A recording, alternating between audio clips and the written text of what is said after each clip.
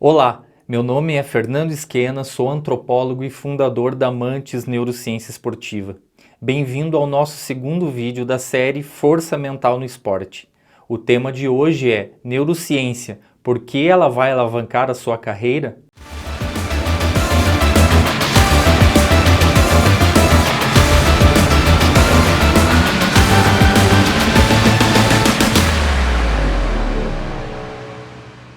Você gosta de música? Provavelmente sim, né? Provavelmente também você deve ouvir músicas a partir de aplicativos instalados em seu smartphone. Mas o que é mais interessante é que há menos de 30 anos nossas músicas estavam armazenadas em meios físicos, como os discos de vinil ou nas fitas cassete. Depois disso surgiu o CD, que já é uma tecnologia entrando em desuso. Mais tarde o pendrive, até chegar o armazenamento em nuvem. Nessa linha de raciocínio, o avanço científico sobre o funcionamento do nosso cérebro ocorreu numa velocidade ainda maior. No vídeo anterior, afirmei que sabemos mais sobre o cérebro humano nos últimos 20 anos do que em toda a história. Eu reforço esse dado para mostrar a importância desses estudos para o esporte. Sem a neurociência, é como se você fosse um disco de vinil tentando competir com um aplicativo. Em um ambiente tão competitivo como o esporte, é fundamental utilizar os recursos e métodos mais modernos para os treinos, sob o risco de ser superado por outros atletas. A qualidade da performance humana é motivo de reflexões há muito tempo. No passado, várias teorias foram criadas sobre o funcionamento do cérebro e a qualidade da performance. Na Grécia Antiga, entendia-se que a motivação era o grande motor da performance. Platão propôs que a motivação surgia da nossa própria alma e era formada por 3 partes. No primeiro nível, a mais primitiva, cuidava dos instintos básicos, como fome e impulso sexual. No segundo nível estava o aspecto competitivo e da vida em sociedade, no qual se poderia sentir honra ou vergonha. No terceiro nível estava o aspecto calculista, que contribui para as tomadas de decisão, imperando a razão. Outro filósofo, Aristóteles, endossava essa teoria, porém usava outros termos para designá-la. Séculos depois, essa teoria tripartite deu lugar a um dualismo, as paixões do corpo e as razões da mente, endossadas por filósofos como Tomás de Aquino e René Descartes. Mais tarde, o pai da genética, Charles Darwin, defendeu que a motivação partia do instinto, que é algo herdado geneticamente, desde que ocorra um estímulo apropriado. Em 1919, os diversos estudos feitos sobre esse tema já enumeravam a existência de incríveis 6.000 instintos diferentes. Vamos dar um exemplo prático de um instinto que provavelmente você já teve. Andando por uma avenida movimentada de pessoas, de repente uma delas para e começa a olhar para cima. O que ocorre depois disso é revelador. Várias pessoas começam a fazer a mesma coisa, e mesmo as poucas pessoas que não fazem ficam com uma vontade imensa de fazer. Conhecemos popularmente esse fenômeno como efeito de manada. Fica uma reflexão nesse momento. Sabe aquele dia que você vai assistir ou jogar uma partida de esporte coletivo e o time inteiro está jogando mal ou bem? Será que isso pode estar relacionado ao efeito de manada? Possivelmente sim, e vamos aprofundar esse tema nos próximos vídeos. A partir do início do século passado, a teoria do instinto dá lugar à teoria do impulso.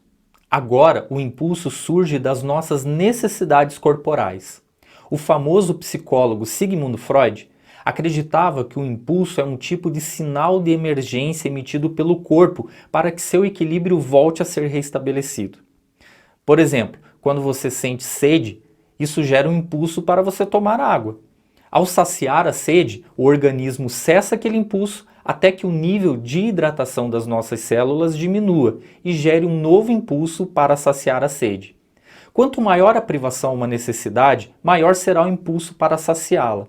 Isso ajuda a explicar, por exemplo, o porquê o vício em álcool e drogas são tão difíceis de resolver.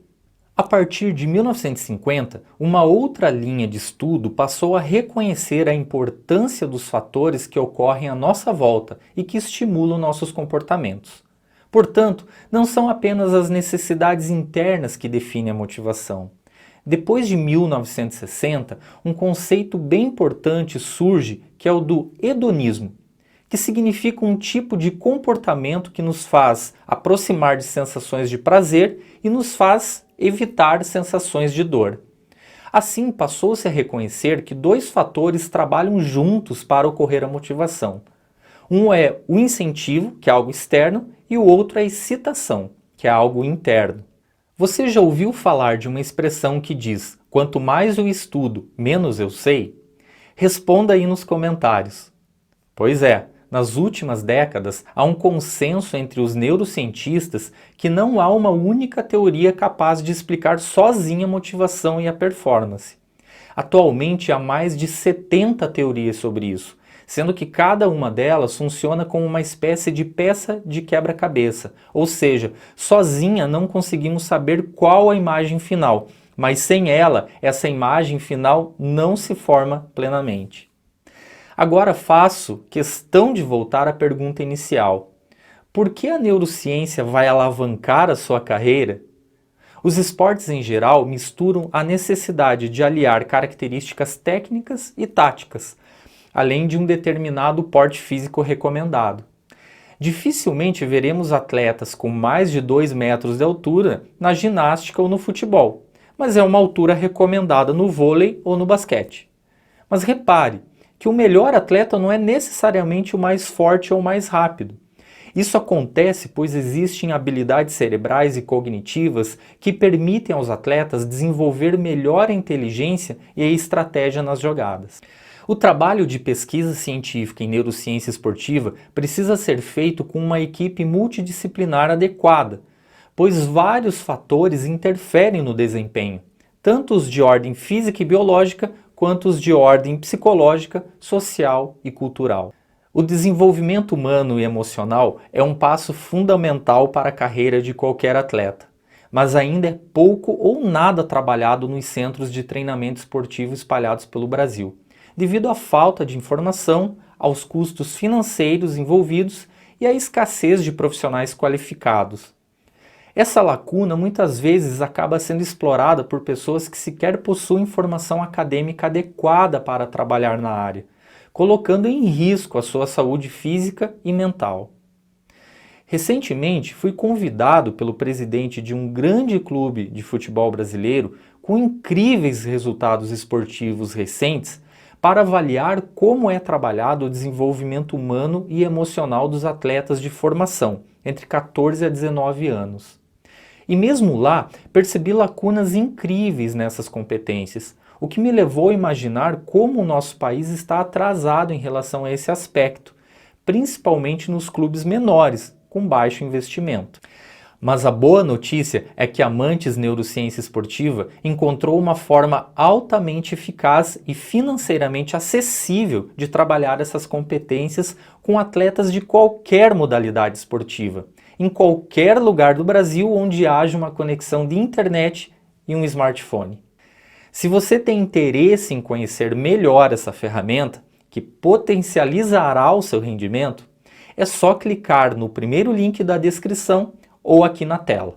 Aproveita, curta esse vídeo, se inscreva em nosso canal e ative o sininho para ter acesso ao nosso conteúdo atualizado. Continue acompanhando essa série de 4 vídeos, pois certamente lhe daremos ótimas notícias para você que quer construir uma carreira vitoriosa e próspera.